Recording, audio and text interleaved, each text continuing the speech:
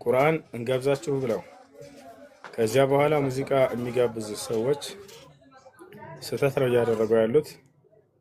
ከዚህ ሊቆጠቡ ይገባል። ሙስሊም አይዋሽም፣ ሰዎችንም አይሸውድም፣ በቃሉም ይገኛል። ወደ ሚነል ገሽ ይሄ ከማጭበርበር ነው። ሰውን ቁርአን አሰማሃለሁ ብለህ ቃል ገብተህለት ከዛ ሲጠብቅ ያንን ሙዚቃ ለእርሱ መክፈት ማን ነው ሙዚቃ ልጋብዛችሁ ብሎ እንደገና ቁርአንን መክፈት ሙዚቃ ማዳመጥ በመሰረቱ ሐራም ነው፣ ክልክል ነው። ያ ሆኖ ሳለ ሙዚቃ ላስዳምጣችሁ ነው ብሎ እንደገና ቁርአን መክፈት ተገቢ አይደለም። ወሃዳ ኢሃነቱ ሊልቁርአን ይህ ቁርአንን ከመናቅ ቁርአንን ዝቅ ከማድረግ ይቆጠራል። ለዛቻ አታነጻጽሩት ቁርአንን ከየትኛው ነገር ጋር። ቁርአን ከየትኛው ነገር ጋር አይነጻጽርም። ከሰማ ይስማ፣ ካልሰማ ግን ከሙዚቃ ጋር አነጻጽራችሁ እንትናት በሉት። ሐሳባቸው ልጆቹ ጥሩ ነገር አስበው ቢሆን አካሄዱ ግን ጥሩ አይደለም፣ አይቻልም።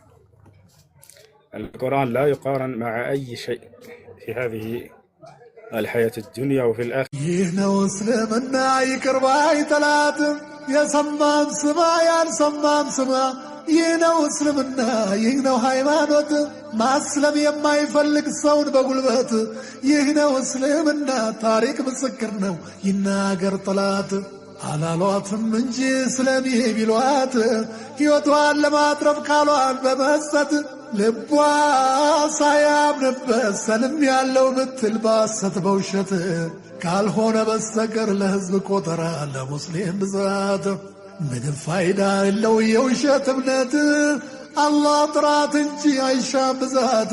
ለዚህ ነው ጌታችን በቁርአን አያት ላኢክራሀ ፊዲን ብሎ በማለት አታታሉ ብሏል በቃል ባልባሳት። በጥቅም ተታሎ ለባል ወይ ለሚስት ሰልም ያለው ቢሉ መች ሆነ ካንጀት እንደ መብት እንጂ መች ሆነ ሃይማኖት እንደ መብት እንጂ መች ሆነ ሃይማኖት።